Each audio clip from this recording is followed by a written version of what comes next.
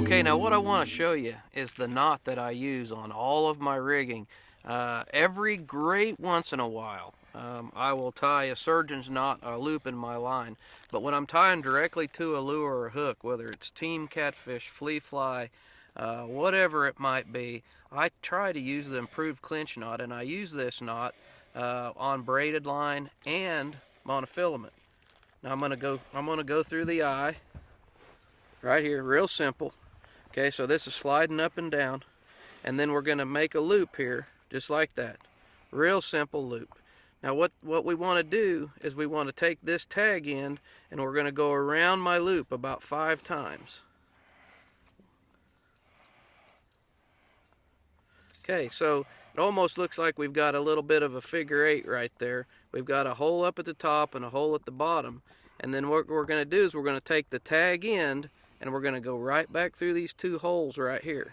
Okay, so now we've got the main line and we've got our end, and then I'm going to start pulling those together at the same time to cinch up my knot. And I'm going to get my knot 60% cinched up right there, get just a little bit wet, pull it down, then I'm going to pull my tag line, then the knot just kind of sealed up right there, pull it again. And folks, you don't got to trim this off too short. I think a lot of people a lot of times get in the habit of trimming their tag line off too short, and you can trim it off there about a 1/4 inch away from your knot. And that is a fantastic knot that I've used. My grandma showed me how to tie that knot back when I was a little boy, and I would highly recommend that, whether you're tying a fly on a fly line or you're tying on an Alabama rig. David's going to get to the rigging of the Alabama rig with the Kaboom minnows next. I prefer just a regular, anywhere from a 1/16 to a 1/4 ounce jig head. If you'll notice, this is a real light wire hook in this jig head, and the reason I like using these is when you get them Alabama rigs down on the bottom, close to cover and everything, you're going to hang these things up a lot. Most of the time you can straighten your hooks out whenever you get hung up on this light wired hook. That way you don't lose your whole Alabama rig and all that. The way I normally start a day out, I will use 2 to 3 different colors of baits on my Alabama rigs until I see what the fish actually are wanting, which bait they're wanting. We catch 2 fish on this watermelon pearl right off the bat. Me and Jeff both going to have 5 watermelon pearl baits on our Alabama rigs after that, because we know that's the color they're wanting, and vice versa. If they bite this bait right off the bat, that's the one that we're going to put all of them on. We're going to put that bait on all of our hooks. What we're going to do is, like any swim bait, you want to make sure that you rig this thing straight. Get it as straight on your line or on your hook as you can. You're just going to go back a ways and pull that hook right up through the back and push it all the way up to the head. Just like that right there. That's the way you want it to look whenever you get through. We'll go ahead and put baits on, or put hooks in all 5 of these baits.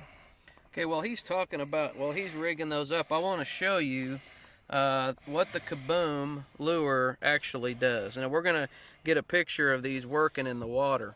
But like I said, these lures were mimicked after the go-go minnow, which is such a fantastic fish catcher.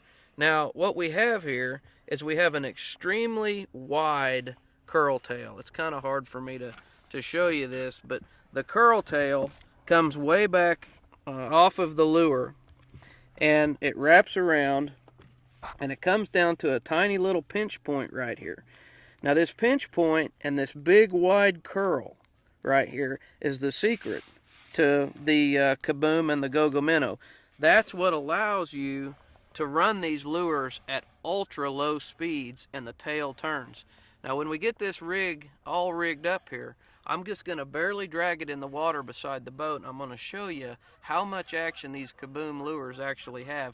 And folks, you have never fished with a curl tail that you can drag as slow as this one. I can take this 4-inch curl tail, this Kaboom lure, I can put a 32nd ounce jig head in it, cast it into the water, and it'll tip over and it'll start sinking, and when it does, the tail goes all the way to the bottom, just spinning like that. They are a very uniquely designed product that brings a lot more action into the world of curltails. All right, there's the Alabama rig that's totally rigged up. That's what it's going to look like whenever we start fishing with it. Okay, now what I just cast that out in the water. I tell you what, the action on these things are incredible. David's going to get his trolling motor going here, and I'm just going to lay this thing in the water, and I want you to look at how alive this Alabama rig looks with all of these big kaboom curltails on it.